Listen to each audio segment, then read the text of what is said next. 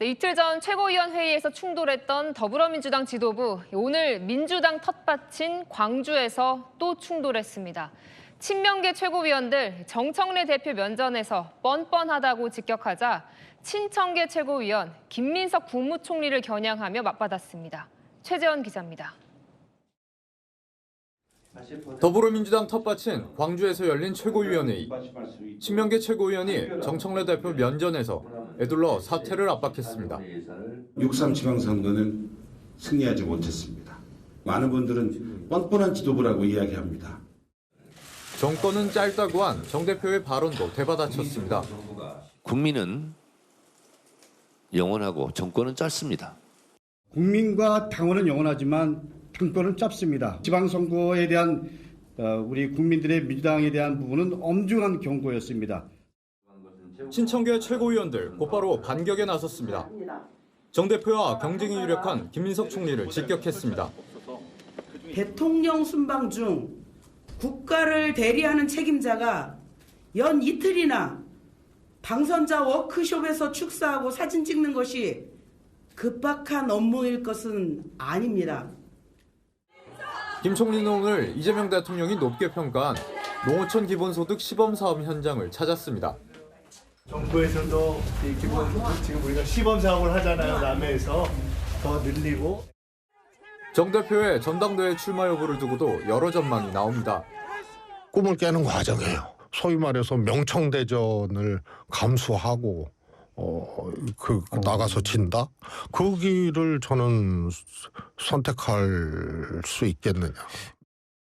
정청래 대표와 김민석 총리 간의 전당대회 경쟁이 세력 간 충돌로 본격화되고 있습니다. 채널A 뉴스 최재원입니다. 네, 이렇게 차기 당권 도전을 포기하라는 압박을 받고 있는 정청래 대표, 정면 돌파를 선택했습니다. 강성 지지층이 요구하는 검찰의 보안 수사권 전면 폐지 다시 꺼내들었습니다. 서창우 기자입니다. 정청래 민주당 대표가 정면 돌파에 나선 모습입니다. 오늘 검찰 보안 수사권을 전면 폐지하겠다는 글을 올렸습니다. 당 관계자는 강성 당원을 겨냥한 메시지라고 했습니다. 검찰 보안 수사권 폐지 여부를 이재명 대통령이 국회에서 맡기겠다고 한 상황에서 선제적으로 치고 나온 겁니다. 정 대표는 당원 1인 1표제도 고수할 뜻을 내비쳤습니다. 보완을 요구했던 김남희, 전현희 의원 실명까지 거론하며 반박했습니다. 정 대표 지지층도 뭉치는 모습입니다.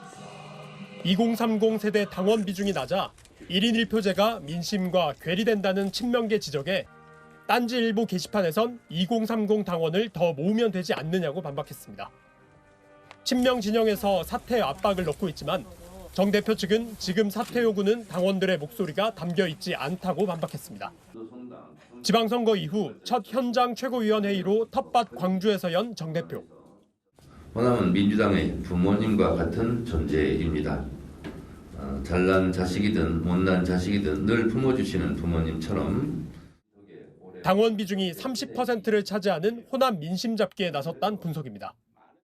지방선거 책임론이 불거지는 상황 속에서 정 대표는 당원들의 요구와 선명성을 앞세워 정면 돌파를 선택한 것으로 보입니다. 채널A 뉴스 서창우입니다. 네, 국민의힘뿐만이 아니라 더불어민주당도 정청래 대표의 책임론을 두고 연일 시끄럽습니다. 정 대표는 오늘 광주를 찾아서 5.18 민주묘지를 참배했는데요.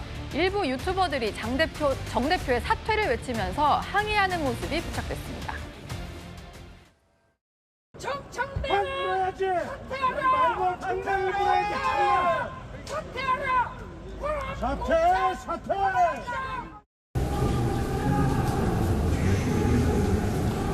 또 저분 목소리 세다. 응? 호남하면 민주당의 텃밭으로 분류가 되는 곳인데 이렇게 광주에 내려갔는데도 불구하고 정청래 대표는 사퇴하라 면전에서 또 쓴소리를 들었습니다. 그리고 이후에 진행된 현장 최고위원회 분위기는 더 별로였는데요. 정 대표 면전에서 최고위원들 간의 설전이 벌어졌습니다. 친 정청래와 친 김민석 간의 개파 대리전이라는 말까지 나올 정도였는데 한번 들어보시죠. 들어오는데도 많은 분들은 뻔뻔한 지도부라고 이야기합니다. 다음 지도부 선거에 저는 출마하지 않겠습니다. 연임하지 않겠습니다. 그게 당원들에 대한 권리입니다. 우리 지도부의 우리 책임입니다. 책임 있는 자세를 촉구합니다. 국민과 당원은 영원하지만 등권은 짧습니다. 우리는 이 사실을 결코 잊어서는 안 됩니다. 민주당은 배제가 아닌 포용으로, 분열이 아닌 통합으로, 그리고 경쟁이 아닌 신뢰와 책임으로 당원과 국민 앞에 서야 합니다. 선거 결과를 이유로 당을 흔들고 당원들의 선택보다 앞서 당의 방향을 정하려는 듯한 말과 행동은 결코 민주당스럽지 않습니다. 전당대회를 앞둔 지금 우리는 더 신중해야 합니다. 큰 물길을 앞에 두고 배 안에서 서로 노를 빼앗아서는 안 됩니다. 다른 것과 틀린 것은 다른 겁니다. 다른 것을 틀렸다고 주장하면 안 될 것이다 이렇게 생각하고 서로의 다름을 인정하는 포용력 있는 민주당이 되었으면 좋겠습니다. 네. 친청계 최고위원들은 이렇게 당 흔드는 거 민주당스럽지 않다. 또 논란이 되고 있는 1인 1표제에 대해서도 흔들림이 없어야 된다라고 얘기를 했는데요.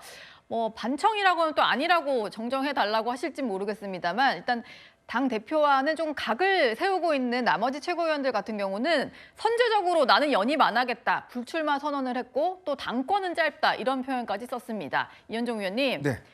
이게 또 미세하게 개파 대리전이다. 이런 분석이 나오더라고요. 그래도 참 정청래 대표는 인내심이 꽤 있는 것 같습니다. 장동 대표 같았으면 바로 비공개라고 아니면 바로 나가버렸을 텐데 예.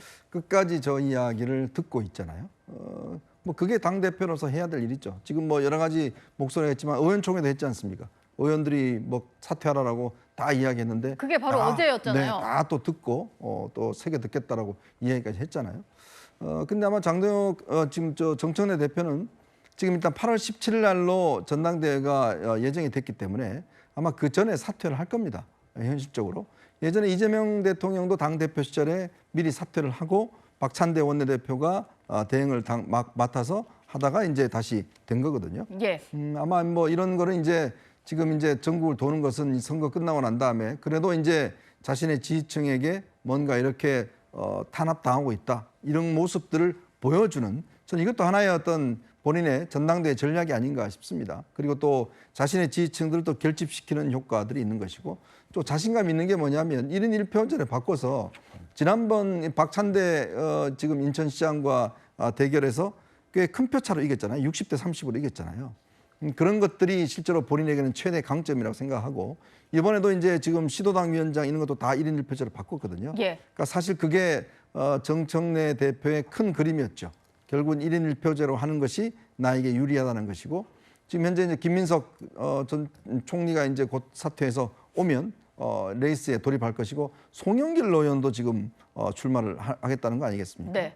그렇게 되면 아마 본인 입장에서 보면 3자 구도면 승산에 있을 것이다라고 판단하고 있는 것 같습니다. 그래서 아마 좀 인내심을 더하면서 쭉 지방에서 이런 이야기를 계속 들으면서 결국 이제 전당대회를 앞두고 사퇴를 하지 않는가 싶은데 글쎄요. 지금 뭐 친명계 입장에서도 저렇게 말로 사퇴하라고 그러지 지금 또 실질적으로 또 어떤 면에서 보면 정청래 대표를 몰아내기 위한 별로 그렇게 어떤 수단은 별로 없어 보이거든요. 그런 면에서 한번 당분간 이런 일이 계속될 텐데 참 문제는 대통령이 꼭 외국 나가 계실 때 이렇게 당이 시끄럽다는 거 네. 이거는 또 하나의 또 문제점인 그러네요. 것 같습니다. 예. 정 대표가 만약에 사퇴를 하게 된다면 연임에 도전하기 위해서일 텐데요. 그러다 보니까 연임 도전 여부를 놓고도 공방이 이어지고 있습니다. 당권은 정권보다 더 짧죠. 그래서 당권을 가진 사람으로서 그 얘기를 할 것은 아니다. 본인의 입장부터 먼저 자각하고 남 얘기를 해야 할 때라는 생각이 들고요. 저는 뭐 그렇게 생각합니다. 지금 앞으로 우리가 가야 할 시대 정신하고는 좀 맞지 않다. 저는 모두에게 자기 개인이 이 판을 보고 선택할 권리가 있기 때문에 강요하는 건 안 맞다고 생각해요. 그걸 공개적으로 압박하는 건 누구도 안 된다. 책임론을 얘기할 때는 좀 이제는 우리가 자료를 가지고 얘기를 했으면 좋겠고. 네, 오늘 강준현 당 수석 대변인이 이런 얘기를 했습니다. 거취를 숙고하고 있는 것 같은 뉘앙스로 입장 정리 때까지 기다려달라 이런 얘기를 했고요. 아까 이현주 의원도 그렇고 박지원 의원 같은 경우도 억울해도 연임 도전은 안 된다. 시대 정신과는 맞지 않다 이런 표현을 쓰고 있는 상황입니다. 박창환 교수님, 물론 최민희 의원은 좀 옹호를 하고 있는데요. 공개적으로 이런 식으로 압박해서는 안 된다. 연임 도전은 기정사실화된 것 같고 앞으로 몇 주간은 또 이거 가지고 시끄러울 것 같아요. 네.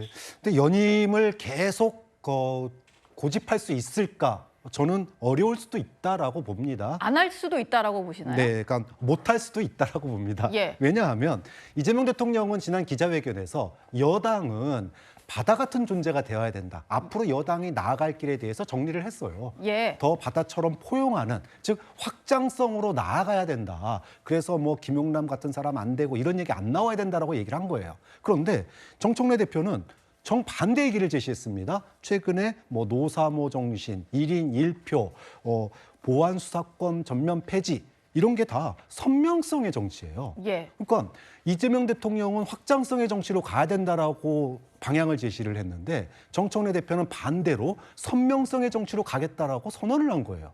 자, 이러다 보니 이재명 대통령이 외국 순방 중에 뭐라고 얘기를 했냐면 이런 식으로 분열이 되면 나 정치적으로 희생양 될 수 있어요. 감옥 갈 수 있어요라고 SNS에 올린 거예요. 예. 여기에 대해서 민주당 내부가 지금 변화를 보이기 시작을 했다.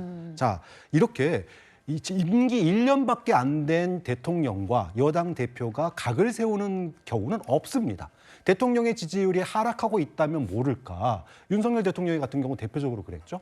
이재명 대통령은 그 정도 상황이 아닙니다. 물론 선관위 사태로 어려움을 겪고 있긴 하지만 그건 외부적인 요인이거든요. 예. 그런 점에서 앞으로 이재명 대통령이 발언할 때마다 정청래 대표의 불출마, 연임 불출마에 대한 압박이 여론조사에서 나타나고 그 여론조사 결과가 앞으로 나타나면 정청래 대표가 버티기가 쉽지 않을 수도 있다라고 봐요. 예. 지방선거 이후에 이렇게 정 대표를 둘러싼 책임론과 비판이 이어지는 가운데요. 서울시장 선거를 치른 정원호 후보의 SNS 팔로우 목록이 관심을 받고 있습니다. 물론 정치인마다 주로 이용하는 SNS가 그 페이스북일 수도 있고 인별그램일 수도 있고 뭐 다르긴 합니다만 일단 그 인별그램을 좀 가지고 와봤는데요. 정청래 대표도 인별그램 하거든요. 근데 여기는 팔로우를 하지 않고 송영길 의원을 팔로우를 하고 있더라고요. 너무 과한 해석일지 모르겠습니다만 강전하 대변인님. 네. 보통 팔로우 목록 가지고 친소관계도 분석을 하고 뭐 그러잖아요. 정 대표 그래도 계정이 있으면 팔로우 할 법도 한데 네. 왜 안 하는 걸까요? 정원호 후보 이제 전 구청장이라고 해야겠죠. 정원호 전 구청장 같은 경우는 아무래도 명픽으로서 서울시장 후보가 됐었던 사람이기 때문에 정청래 대표보다는 이재명 대통령과 가까운 사람에게 본인의 마음이 가 있는 것이 아닌가 싶습니다.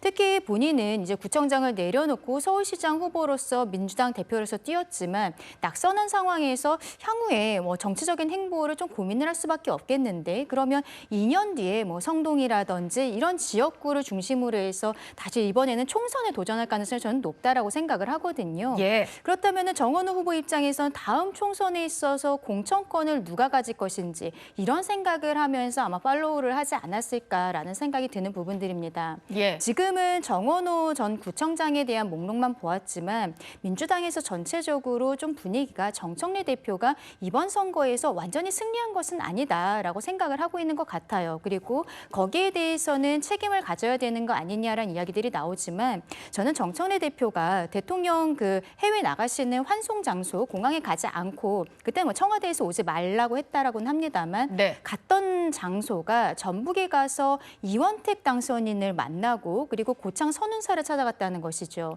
저는 전체적으로 정청래 대표의 최근에 언행과 행보를 보았을 때는 명픽이 누가 되든지 간에 뭐 송영길 후보가 될지 혹은 김민석 후보가 될지 모르겠습니다만 전면전을 선포하면서 중간에 드랍할 가능성은 전혀 없다라고 생각합니다. 예. 뭐 지금 송영길 의원도 열심히 목소리를 내는 중이고요. 그리고 8월 전당대회 출마를 공식화한 김민석 총리도요. 오늘 경남을 방문했습니다. 여기가 지금 이동면. 이동면에 사는 최고 유명한 데거든요. 여기 지금 바로 지르게 뭡니까? 소고기. 예, 정육. 들어올 때 제가 얼핏 보니까 머릿고기도 있다고. 네. 머릿고기. 동네 분들 사랑터 역할을 하는 거예요. 네, 민주당 대표 3자 대결로 치러질 가능성이 좀 제기가 되는 상황인데 여론조사 결과가 나왔습니다. 추이를 좀 살펴보면 일단 김민석 총리는 좀 상승세인 것 같고 정청래 대표는 좀 하락을 하고 있는 이런 모습을 볼 수가 있습니다. 뭐 지금은 국무총리니까 전국 다니는 건 당연해 보이기도 하는데요. 일각에서는 저것도 다 나중에 전당대회를 염두에 둔 행보일 수 있다 이런 해석이 있더라고요. 서재원 부대변인님. 네, 그런 해석은 어떻게 들으셨나요? 좀 억울할 수 있죠. 사실 저도 한 5월 말까지 한 6개월 동안 김민석 이제 총리 의원실에서 이제 근무를 하다가 이제 나왔는데요. 예. 그 당시에도 보면 이제 일부 당원이 아니고 많은 분들께서 전화를 주셔서 뭐 공소 취소 모임이 김민석 총리 개파냐 뭐 이런 식으로 계속 억울한 얘기를 하시는 거죠. 뭐 네. 김용남 후보도 뒤에는 김민석 총리가 이게 이제 공천하지 않았냐 이렇게 이야기를 하는 분입니다. 그래서 이거는 억지 주장인 것이고 김민석 총리께서는 지금 현재 총리로서 그 일정 자체는 지속적으로 하고 있는 겁니다. 꾸준히 하고 있는 것이고 다만 저렇게 대표 3자 대결이 이제 변화가 있는 것은 정청래 대표께서는 그 리더십에 약간 일부 훼손된 부분이 이제 선거 결과, 즉 지금 이제 대통령께서 해외 순방이나 월드컵의 주요 이슈가 아니라 지금 한동훈 이슈가 계속적으로 나오듯이 예. 한동훈 대표의 승리, 즉 하정우의 패배, 이게 전략 공천에 정청래 대표의 책임이다라고 하는 당원들의 표심이 작용한 것이기 때문에 이것을 선거 끝나고 나서 곧바로 이제 김민석 총리가 이제 당대표에 나서기 위한 행보로 해석해서는 좀 곤란한 측면이 있습니다. 예. 민주당 상황까지 한번 만나봤습니다.